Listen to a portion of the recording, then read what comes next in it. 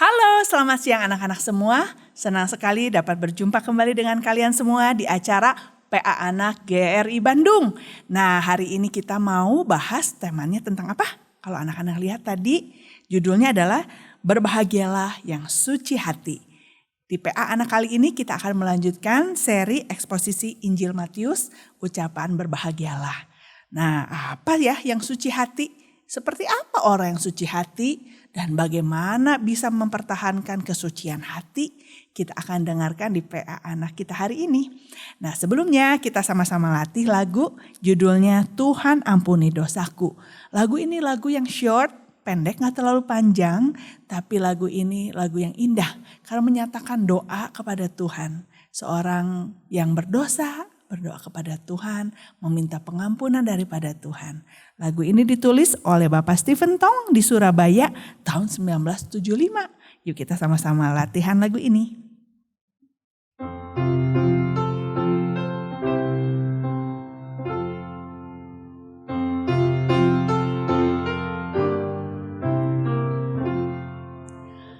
Tuhan ampuni dosaku,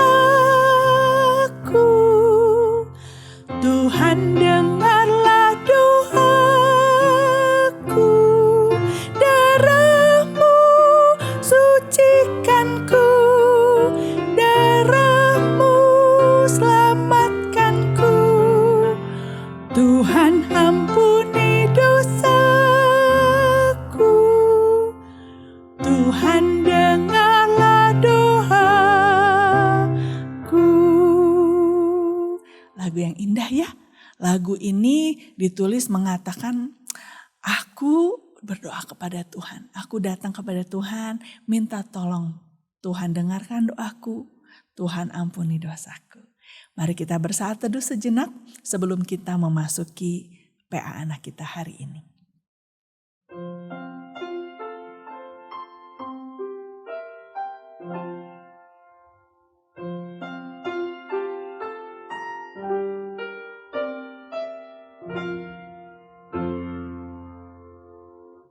Tuhan, seperti lagu yang kami nyanyikan, kami datang kepadamu saat ini. Biarlah Engkau yang mendengarkan doa kami dan Engkau yang mengampuni dosa-dosa kami. Sehingga kami dapat dilayakkan untuk dapat bertemu, bersekutu dengan Tuhan. Tanpa hati yang dibersihkan, tanpa dosa yang dibereskan, kami tidak dapat bergaul dengan Tuhan.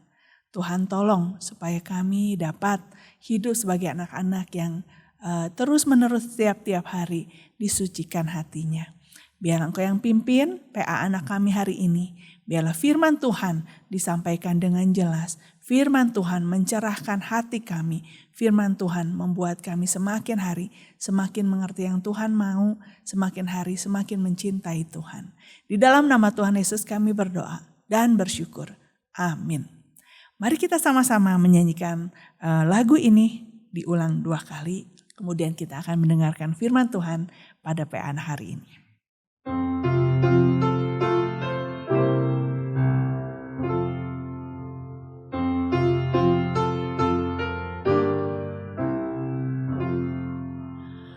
Tuhan ampuni dosaku,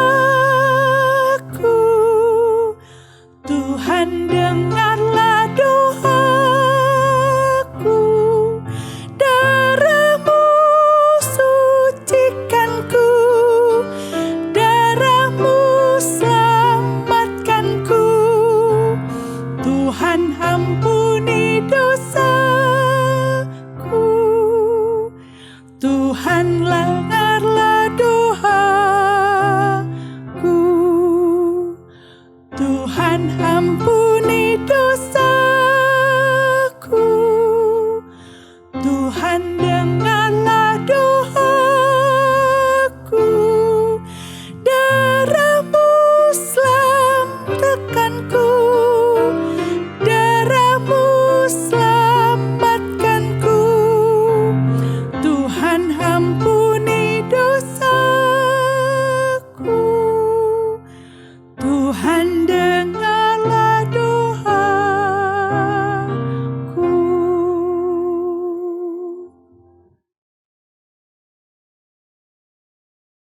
Selamat siang adik-adik sekalian. Hari ini kita sekali lagi bertemu di dalam PA Anak. Dan hari ini kita akan merenungkan satu tema yang sangat penting, yaitu berbahagialah orang yang suci hatinya karena mereka akan melihat Allah. Nah, apa yang dimaksud dengan suci hati? Bagaimana melihat Allah? Ini adalah pertanyaan yang besar di dalam sepanjang Alkitab. Tapi hari ini kita akan membahas bagian ini supaya kita boleh paham bagaimana orang itu boleh melihat Allah bila ia adalah orang yang suci hati. Nah, sebelum masuk ke dalam perenungan firman Tuhan, sekali lagi kita berdoa. Bapa di dalam surga, kami bersyukur kiranya Tuhan yang boleh terus memimpin kami supaya kami sungguh-sungguh memahami isi hati Tuhan. Kami boleh memahami firman Tuhan. Kami boleh bersuka cita di dalam kebenaran firman. Dan ajar kami Tuhan apa yang dimaksud dengan suci hati. Dan bagaimanakah kami manusia yang berdosa pada akhirnya boleh melihat Allah. Dengar doa kami Bapa, dalam Tuhan Yesus kami berdoa. Amin. Nah, adik-adik sekalian, ini adalah satu tema yang sangat penting. Orang yang suci hati. Tetapi pertanyaan yang pertama, loh Pak, bukannya manusia sudah berdosa? Bagaimana sih kita bisa melihat ada orang yang suci hatinya? Dan ini adalah bagian yang kita mau lihat di dalam permulaan, itu ada di dalam Kejadian pasal 6. Kejadian pasal 6 itu bicara bahwa Tuhan pada waktu itu ketika melihat manusia itu jahat, dia bahkan mengatakan, aku menyesal sudah menciptakan manusia. Karena apa yang dikeluarkan dalam hatinya itu kejahatan semata-mata. Nah, kita mau coba lihat ya adik-adik sekalian, perkataan Tuhan di dalam Kejadian pasal 6. Pak Jack akan buka bagian ini buat kita sekalian. Kejadian pasal 6 ayat yang ke-5 dan ayat yang ke-6. Pak Jack akan bacakan. Ini adalah satu kondisi waktu Tuhan mengatakan bahwa manusia itu jahat hatinya. Di dalam pasal 6 ayat yang ke-5 dan 6. Ketika dilihat Tuhan bahwa kejahatan manusia besar di bumi, dan bahwa segala kecenderungan hatinya selalu membuahkan kejahatan semata-mata, maka menyesallah Tuhan bahwa ia telah menjadikan manusia di bumi. Dan hal itu memilukan hatinya. Adik-adik sekalian, kita lihat di dalam bagian ini Tuhan mengatakan kejahatan manusia itu dalam hatinya. Hatinya melakukan hal yang jahat semata-mata. Maka Tuhan menyesal. Dan ini kalau kita lihat di dalam Kejadian pasal yang ketiga, keempat, dan keenam, kita bisa lihat manusia makin lama makin jahat. Kenapa? Karena pada waktu Kejadian pasal ketiga, waktu Adam dan Hawa jatuh dalam dosa, dan waktu mereka ketahuan, mereka pertama kali apa yang dilakukan waktu mereka ketahuan? Saat itu Tuhan sedang ada di Taman Eden. Dikatakan di dalam Kejadian pasal 3, Tuhan sedang berjalan di Taman Eden. Lalu karena Adam dan Hawa tahu mereka sudah lakukan hal yang melanggar firman Tuhan, maka mereka sudah kehilangan relasi. Mereka takut ketemu dengan Tuhan. Maka yang dilakukan oleh Adam dan Hawa apa? Tuhan datang, aku harus sembunyi. Maka mereka berdua sembunyi di balik tanaman, di balik daun-daunan, pohon-pohonan. Mereka sembunyi. Lalu Tuhan bilang, Adam, di manakah engkau? Baru mereka keluar. Jadi kejatuhan manusia yang pertama di dalam dosa adalah membuat mereka takut ketemu Allah. Setelah itu yang kedua, kita bisa lihat makin lama makin jahat manusia. Setelah Tuhan tanya, kenapa kamu lakukan hal yang salah Adam? Lalu Adam bilang apa? Tuhan, perempuan yang kau kasih itu di sebelah saya, dialah yang membuat aku jatuh dalam dosa. Nah, di dalam bagian kedua apa? Bukan lagi hanya takut ketemu Tuhan, tapi sekarang mau mulai menyalahkan orang lain. Demikian juga Hawa waktu ditanya, menyalahkan ular. Nah, jadi adik-adik kita bisa lihat di dalam pasal yang ketiga, manusia yang hatinya sudah mulai jatuh, sudah jatuh dalam dosa. Yang hatinya sudah jahat, makin lama makin jahat. Pertama, takut ketemu Tuhan. Lalu yang kedua apa? Menyalahkan orang lain. Dan sekarang kita lihat di dalam Kejadian pasal 4. Waktu Kain dan Habel memberikan persembahan. Tuhan menerima persembahan Habel. Habel ambil binatang yang dia ternakan yang paling bagus. Dia cari, mana ya domba mungkin yang paling bagus, yang paling baik. Dia di dalam rasa syukurnya kepada Tuhan, dia ambil domba ini dan dia persembahkan kepada Tuhan menjadi korban bakaran. Dan Tuhan berkenan. Tuhan berkenan kenapa? Karena yang diberikan oleh Habel adalah persembahan yang terbaik. Bukan karena darah yang dicurah, tetapi karena ini adalah persembahan yang terbaik dari ternak-ternaknya Habel. Sementara hari itu Kain profesinya bukan peternak, dia profesinya petani. Nah, sebagai seorang petani harusnya Kain juga memberikan sesuatu yang paling bagus buat Tuhan. Tapi hari itu Kain bilang, yang ini sayang nih, ini bagus. Buah-buahan atau tanaman ini bagus, seger-seger. Wah sayang dikasih, saya kasih yang biasa saja. Maka dia ambil persembahan hasil tanaman yang biasa saja diberikan kepada Tuhan. Dan Tuhan tidak berkenan. Tuhan tidak berkenan kenapa? Bukan karena persembahan Kain itu tanaman. Tapi karena Kain tidak mempersembahkan yang terbaik. Kita bisa tahu ini dari mana adik-adik sekalian? Kita bisa tahu ini dari Ibrani pasal yang ke-11. Kita lihat sedikit adik-adik sekalian. Di dalam Ibrani pasal yang ke-11. Dikasih tahu di dalam ayat yang ke-4. Coba lihat sekali lagi adik-adik sekalian ya. Di dalam Ibrani 11 ayat yang ke-4. Di sini tulis apa? Karena iman, Habel telah mempersembahkan kepada Allah korban yang lebih baik daripada korban Kain. Karena apa? Karena iman, Habel mempersembahkan korban yang lebih baik daripada Kain. Ini karena iman. Jadi bukan karena ini persembahan domba harus ada darah baru diterima. Tidak adik-adik sekalian. Ini adalah karena iman memberikan yang terbaik. Nah, dosa yang berikutnya tadi sudah bicara apa? Takut, sembunyi. Lalu yang kedua bicara apa? Yaitu tadi bicara saling menyalahkan. Yang ketiga berbicara apa? Tidak memberikan yang terbaik. Ini Kain tidak memberikan terbaik. Setelah persembahannya ditolak, maka yang terjadi adalah Tuhan menerima persembahan Habel. Dan waktu Kain lihat, persembahan Habel diterima. Loh, persembahan saya kok tidak diterima?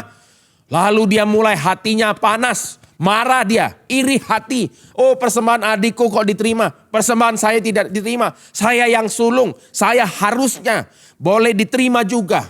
Wah, mulai marah dia. Dalam hatinya sangat jengkel, marah sekali. Tapi adik-adik tahu, sebelum Kain lebih jauh lagi jatuh dalam dosa, Tuhan sudah ingatkan. Oh Kain, kamu kalau buat sesuatu yang baik, kenapa kamu hatinya panas? Kamu harus bisa berkuasa, jangan dikuasai dengan amarahmu. Kain tidak menghiraukan peringatan daripada Tuhan. Nah ini sama adik-adik sekalian, banyak sekali manusia hari ini waktu diberitahu yang benar tidak mau lakukan. Orang tua sering kasih tahu yang bagus, tetapi anak-anak tidak mau lakukan. Guru-guru di sekolah kasih tahu yang baik. Orang-orang kasih tahu yang benar tapi tidak mau dihiraukan. Nah akhirnya Kain juga. Lalu akhirnya si Kain ini ajak Habel. Pelan-pelan diajak, ayo Habel kita pergi ke padang yuk. Ngapain? Adalah ya misalnya gitu adik-adiknya. Lalu Kain dan Habel sampai di padang. Waktu Habel lengah diambil sebuah alat mungkin batu. Diketok ke kepalanya Habel sampai mati. Lah ini adalah berikutnya adik-adik sekalian. Kejatuhan manusia makin lama makin jahat. Ini yang kita mau lihat. Manusia itu makin jahat hatinya. Hatinya seperti yang Tuhan bilang. Itu membuahkan kejahatan semata-mata. Setelah Kain selesai membunuh Habel. Tuhan tanya, di mana adik-adikmu Kain? Lalu Kain bilang apa? Tuhan, emang saya penjaga adik saya? Mana saya tahu ada di mana adik saya? Nah kita bisa lihat anak-anak sekalian. Yaitu bagaimana manusia makin lama makin jahat. Setelah itu nanti keturunan daripada Kain. Ada namanya Lameh. Nanti kalau adik-adik lihat di dalam bagian berikutnya. Di dalam Kejadian 4. Adik-adik akan lihat apa? Waktu Kain membunuh Habel. Dia bohong. Dia bilang aku gak tahu. Tapi nanti waktu Lameh membunuh 2 orang.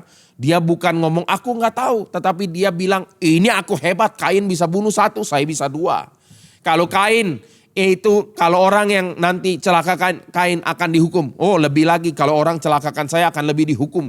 Jadi Lameh buat puisi, buat lagu, nyanyian. Membanggakan kekerasannya dia. Nah ini adik-adik sekalian kita lihat apa? Hari ini nanti adik-adik kalau lihat di sekolah di mana. Akan banyak orang yang bangga sama kejahatannya. Aku hebat loh, bisa curi atau bisa nyontek atau bisa melawan guru. Aku hebat.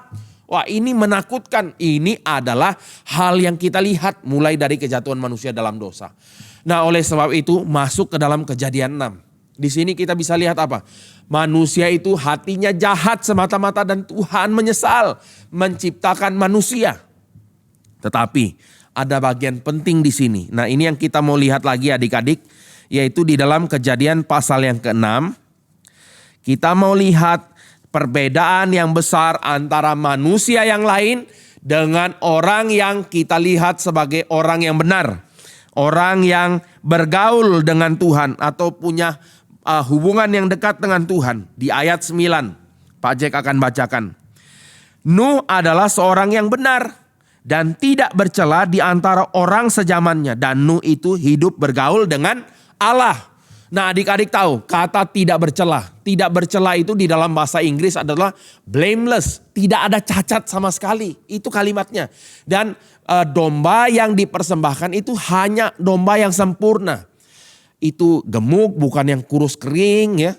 Lalu tidak ada yang kakinya timpang, matanya tidak buta, telinganya tidak tuli. Domba yang baik yang dipersembahkan kepada Tuhan.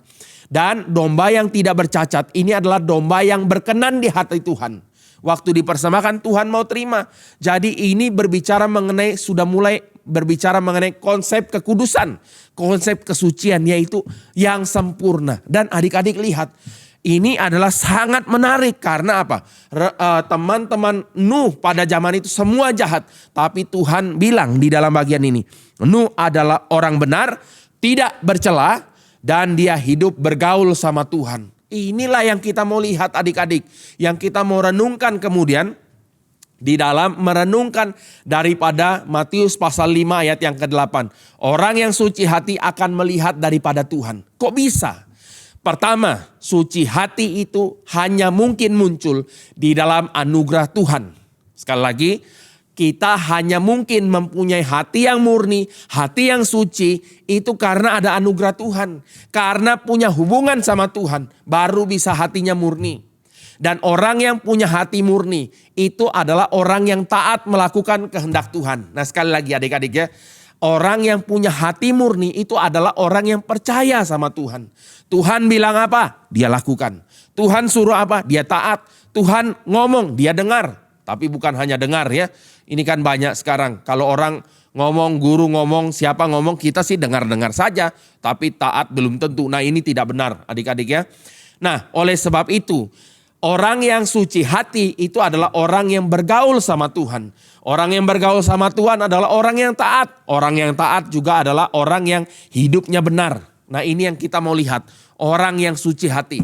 Nah, sebelum kita masuk lagi nanti di dalam kisah Nuh, kita mau coba lihat lagi beberapa bagian penting di dalam Alkitab yang menyatakan mengenai suci hati. Pak Jack akan ajak kita lihat adik-adik sekalian ya. Ini kita mau coba membaca banyak bagian firman. Kita mau buka daripada Mazmur pasal yang ke-24. Kita mau lihat di dalam ayat yang ketiga. Mazmur 24 ayat yang ketiga sampai ayat yang ke-6. Di sini nanti adik-adik akan ketemu istilah murni hatinya dan istilah mengenai melihat atau mencari wajah Tuhan. Kita akan lihat di dalam ayat yang ketiga sampai ayat yang ke-6. Siapakah yang boleh naik ke atas gunung Tuhan atau tempat Tuhan? Yaitu siapakah yang boleh berdiri di tempatnya yang kudus?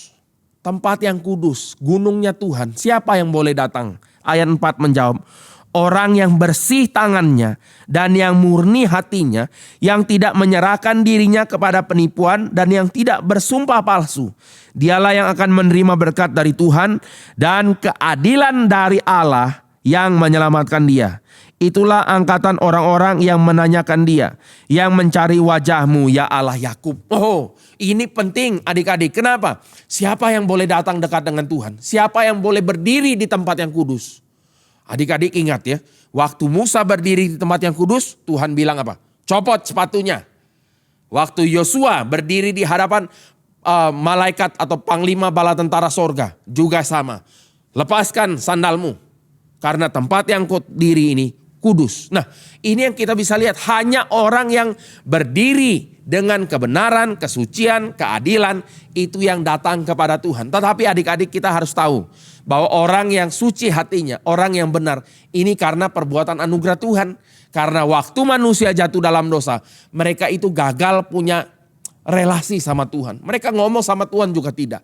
Tapi hanya orang-orang yang dipilih, yang punya relasi seperti Nuh dengan Tuhan.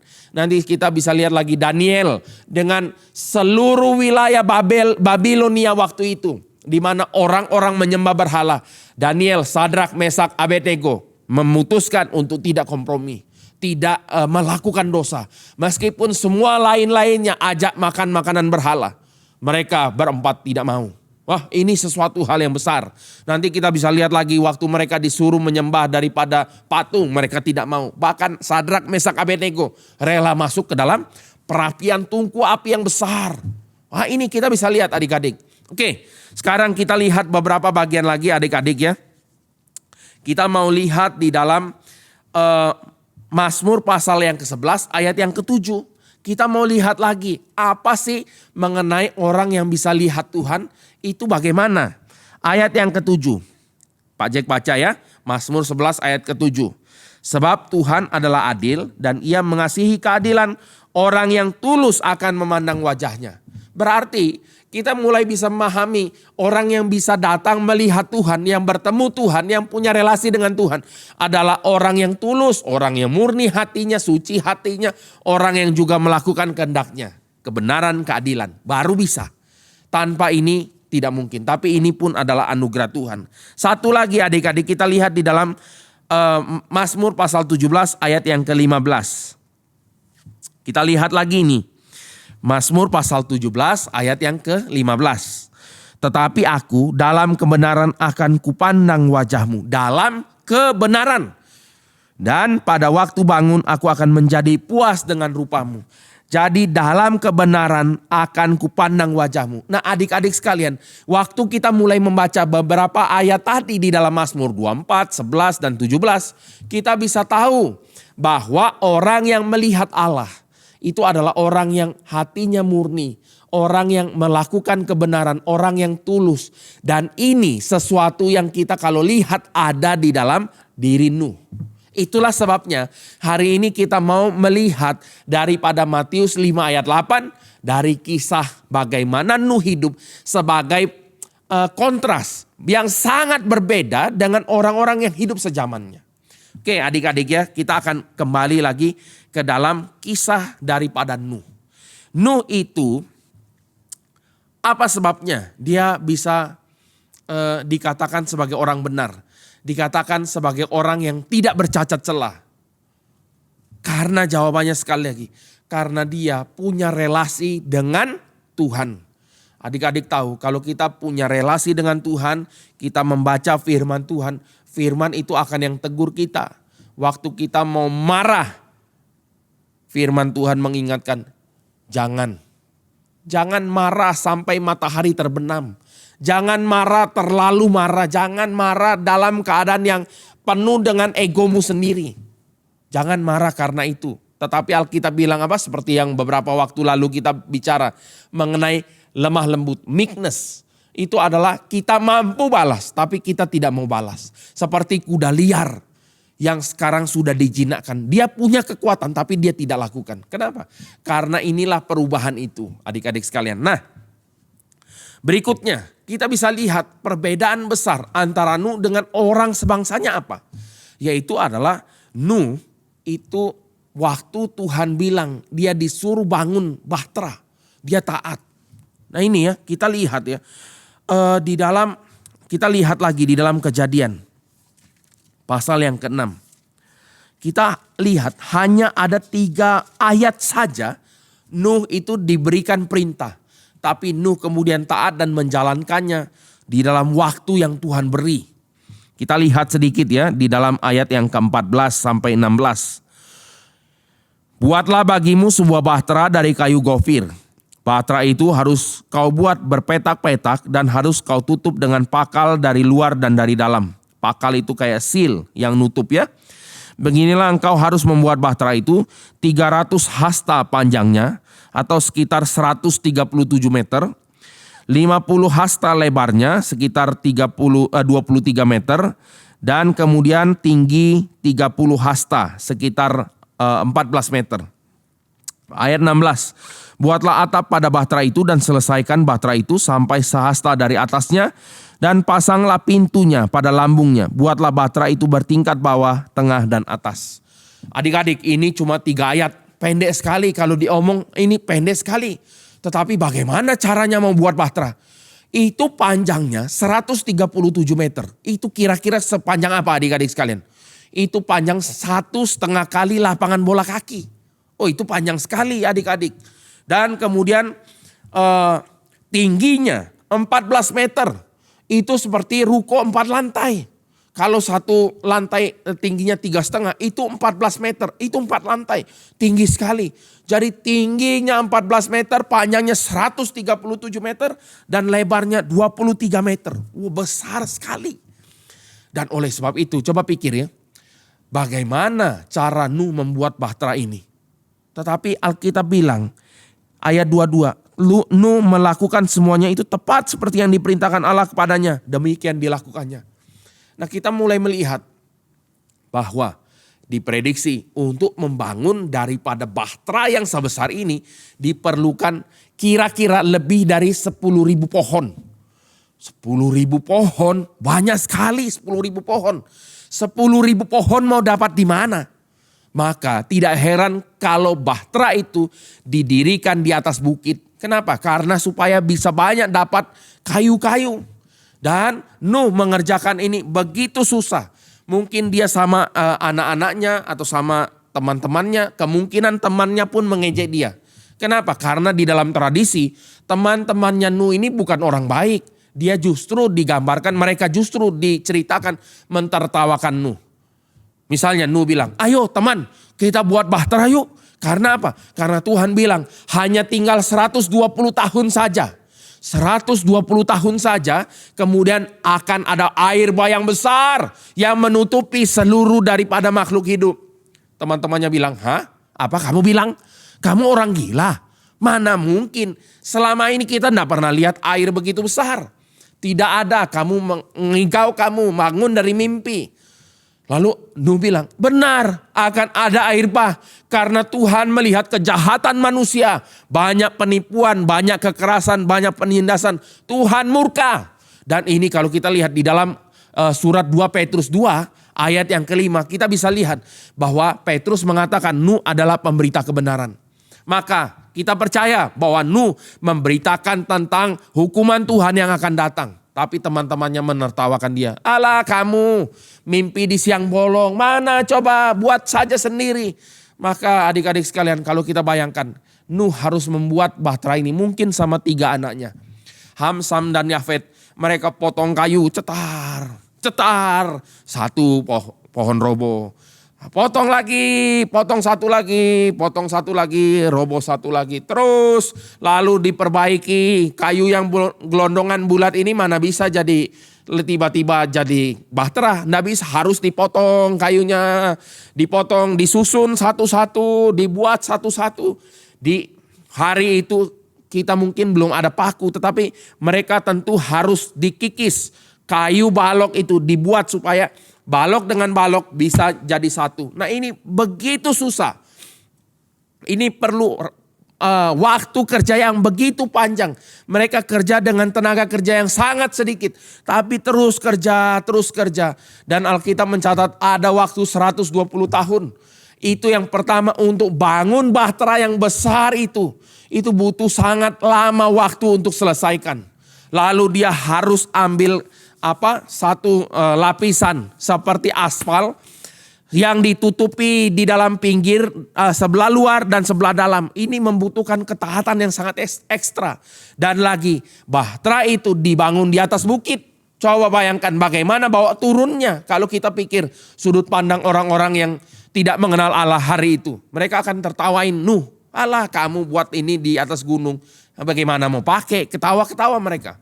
Tapi adik-adik sekalian kita harus tahu bahwa pekerjaan berat itu memang membuat bahtera. Tetapi tidak kalah beratnya. Buat kandang mereka satu-satu. Lalu pikirkan cara untuk memberikan mereka makan. Bagaimana nanti mereka makan selama waktu yang begitu lama di dalam kapal. Wah, sangat susah adik-adik. Tetapi kita bisa lihat apa? Nuh lakukan semua di dalam ayat yang ke-22 dengan ketaatan. Dan di dalam pasal yang ke-7, sekali lagi adik-adik ya, pasal ke-7 ayat di dalam Alkitab kita bahasa Indonesia ini salah terjemahan.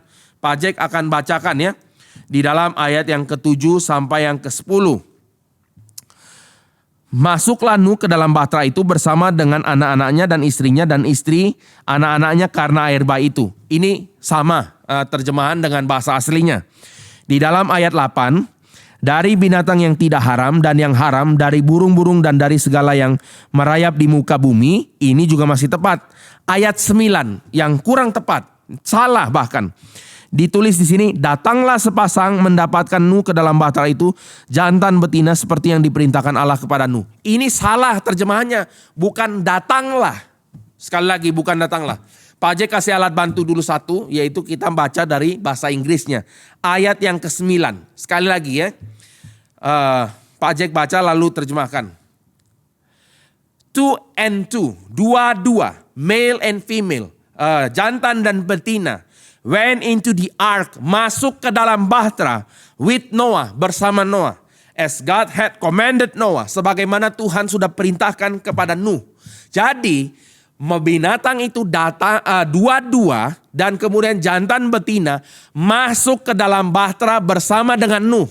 Itu arti di dalam bagian ini adalah Nuh bersama dengan binatang masuk ke dalam bahtera. Bukan tiba-tiba binatang-binatang tiba-tiba masuk ke dalam bahtera, tidak. Nuh yang atur semua supaya binatang itu masuk ke dalam bahtera.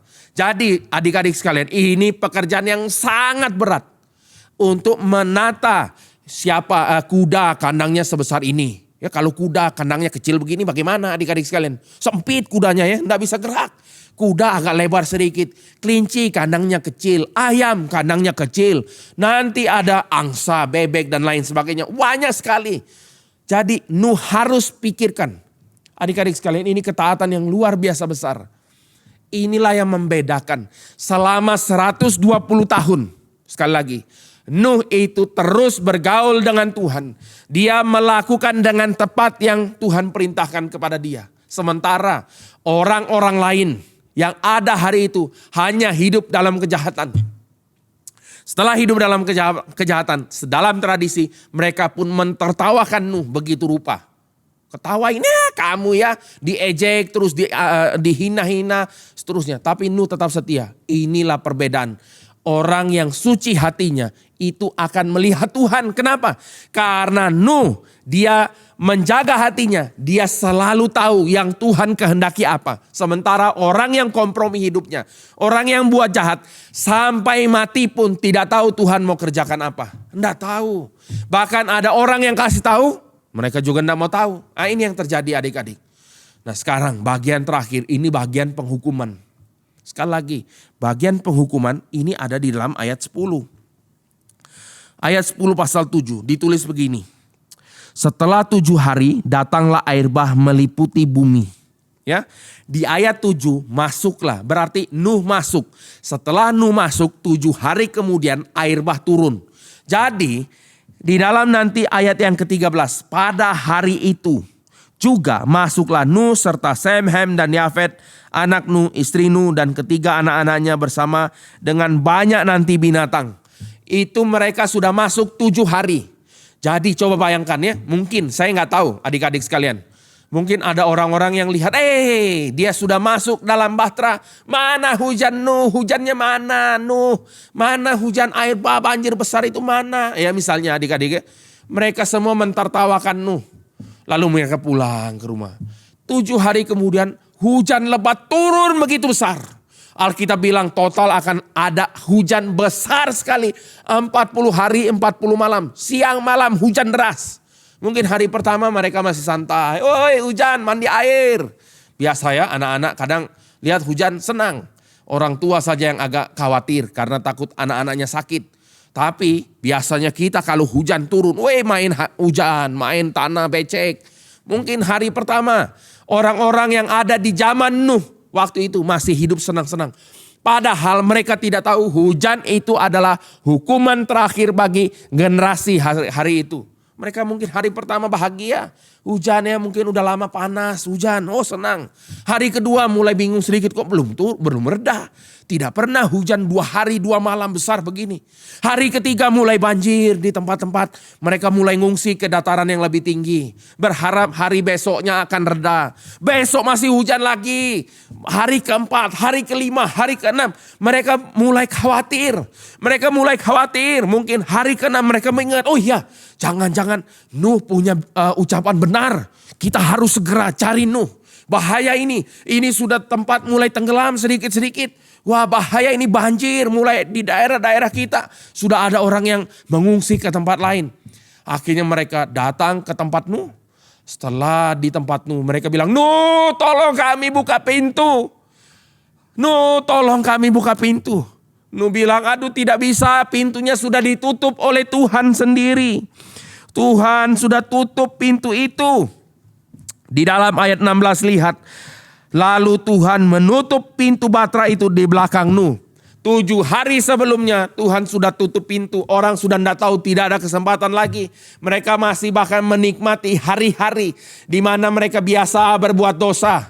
Tapi hari setelah air itu turun, hujan begitu lebat, mereka datang, pintu sudah tertutup. Mereka mau manjat pun percuma. Kenapa percuma? Karena tingginya itu 14 meter. Itu tinggi sekali, mereka mau manjat pun tidak ada cara. Tidak ada tangga yang disiapkan Nuh. Nuh tidak disuruh buat tangga, Nuh cuma disuruh buat bahtera. Nuh tidak disuruh buat tali, Nuh cuma disuruh buat bahtera. Tidak ada jalan menolong mereka semua, tidak ada jalan. Mereka mungkin pikir, oh ya kita potong pohon, pohonnya sudah dipotong semua. Tidak ada apapun lagi. Mereka mau kembali ke kota cari tangga. Kota mereka pun mungkin sudah banjir, sudah kena air bah. Jadi hari itu mereka cuma bisa berteriak-teriak, oh tolong kami, sampai semua air bah menutupi dan mereka mati semua. Apa yang kita bisa lihat adik-adik di sini? Orang yang suci hati melihat pekerjaan Tuhan. Orang yang suci hati itu bergaul bersama Tuhan, punya kedekatan sama Tuhan. Sementara orang yang tidak suci hati sampai mati mereka cuma bisa lihat satu, apa? Penghukuman dari Tuhan. Mereka tidak bisa mengerti Tuhan. Mereka tidak tahu yang Tuhan minta untuk mereka hidup dengan jujur, dengan taat dan setia. Tidak tahu. Jadi adik-adik sekalian, yang kita bisa lihat di sini apa? Orang yang suci hati, seperti yang kita bisa lihat bagaimana Nuh di dalam kehidupannya meresponi Tuhan. Tuhan menyatakan perintah ini, dia ikuti. Tuhan nyatakan ini, dia lakukan. Meskipun ditertawakan, diejek, dihina, dianiaya mungkin dan seterusnya. Tapi Nuh tetap taat. Nah ini bicara mengenai suci hati. Salah satu yang kita bisa pelajari adalah suci hati, kuncinya adalah anugerah daripada Tuhan dan berelasi kepada Tuhan. Nah adik-adik sekalian, masih banyak yang kita bisa bicarakan di dalam bagaimana kita hari ini hidup. Hari ini kita punya tantangan yang beda, situasi yang beda, kesusahan yang beda dengan Nuh. Kesusahan yang beda dengan Daniel. Kesusahan, tantangan yang beda dengan Habakuk, dengan nabi-nabi di dalam perjanjian lama. Hari ini juga kita punya satu tugas. Apa itu? Melakukan apa yang diperkenan Tuhan. Menjaga hati yang suci, hati yang murni. Itu bicara keadilan, bicara ketulusan, bicara kelemah lembutan, bicara satu respon terhadap apa yang Tuhan inginkan. Tuhan bilang jaga hatimu. Tuhan bilang hidup kudus. Tuhan bilang lakukanlah yang baik dan benar. Lakukan karena kita kerjakan. Nah baru di dalam hidup kita akan tahu kita adalah orang yang diberkati. Adik-adik sekalian, mungkin nanti ada waktunya engkau akan lihat teman-temanmu yang curang jauh lebih baik hidupnya. Tetapi engkau yang setengah mati susah payah tiap hari belajar, tiap hari lakukan yang benar. Engkau mungkin hidupnya sangat susah karena tidak mau berbuat dosa. Orang hari ini banyak yang dapat uang dengan cara mencuri uangnya rakyat. Banyak sekali. Dibilang, oh nanti kita akan buat jalan yang bagus. Uang untuk buat jalan diambil masuk kantong. Nanti jalan sebentar 2-3 bulan rusak. Lalu orang juga sama. setiap jalanan itu ada batas beratnya kendaraan. Dia tidak bisa terlalu berat. Tapi nanti kita sering lihat adik-adik di jalan-jalan ada truk besar sekali. Itu adalah truk-truk yang kelebihan beratnya. Jadi dia akan rusakin jalan raya. Jadi kita akan lihat banyak orang dengan cara mencuri dan tidak memikirkan kesusahan orang lain. Mereka akan terus dapat uang, dapat uang, dapat uang. Tapi Alkitab bilang adalah semua itu sia-sia. Kenapa? Karena uangmu akan menjadi petakamu. Engkau bahkan tidak bisa menikmati uangmu sendiri. Nah, banyak hal yang seperti itu. Sementara Alkitab bilang juga, orang yang suci hati meskipun sedikit ada pada dia, tapi dia akan bisa bersyukur dan cukup karena anugerah Tuhan. Banyak hal yang kita bisa pelajari adik-adik sekalian. Tapi hari ini mari kita memikirkan bagaimana sih seseorang Kristen hari ini sebagai anak Tuhan. Kita itu harus mendengarkan Tuhan, harus taat kepada perintahnya dan melakukan kehendak Tuhan dengan apa? Adil, benar, tidak bercacat dan dengan tulus hati. Biarlah firman hari ini boleh membuat kita sekali lagi ingat dan memahami bagaimana orang yang suci hati berbahagia. Karena apa? Karena dia akan lihat pekerjaan Tuhan. Dia akan lihat pertolongan Tuhan. Dia akan lihat anugerah Tuhan. Dan orang yang kompromi sampai mati pun tidak akan pernah lihat pekerjaan Tuhan. Mari kita berdoa. Bapa di dalam sorga, kami sekali lagi bersyukur Tuhan memberkati kami dengan firman-Mu. Kami berdoa Tuhan yang boleh terus jaga hati kami untuk melayani Tuhan, untuk mendengarkan, untuk taat setia, mengerjakan panggilan Tuhan dalam hidup kami. Tolong setiap kami ya Bapa. Dan biarlah di dalam pimpinan Roh Kudus kami punya kehidupan boleh makin disucikan, kami boleh makin dituntun untuk melakukan hal yang memuliakan dan menyenangkan Tuhan. Sehingga pada akhirnya kami memberikan diri kami sebagai persembahan yang hidup, yang kudus dan yang berkenan kepada Bapa. Di dalam nama Tuhan Yesus Kristus kami berdoa. Amin. Anak-anak bersyukur ya untuk firman yang boleh kita dengarkan hari ini.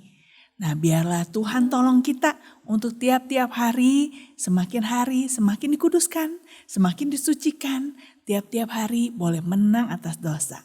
Mari kita sama-sama meresponi firman Tuhan dan menutup anak kita hari ini dengan menyanyikan lagu Tuhan ampuni dosaku, kita ulang 2 kali.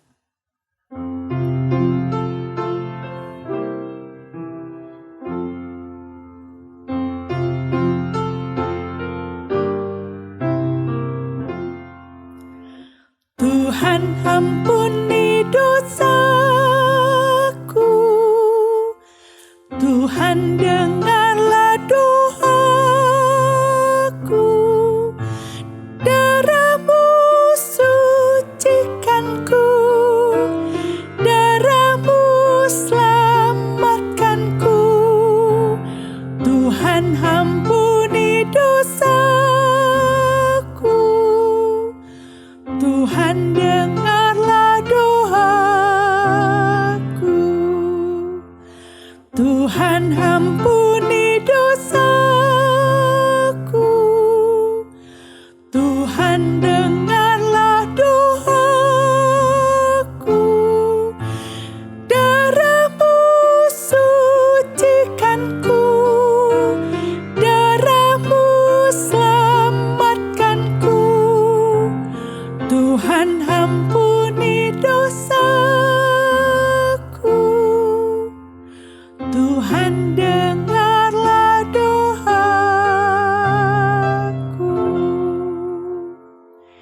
Anak-anak, sekian PA anak kita hari ini. Sampai jumpa di PA anak berikutnya minggu depan.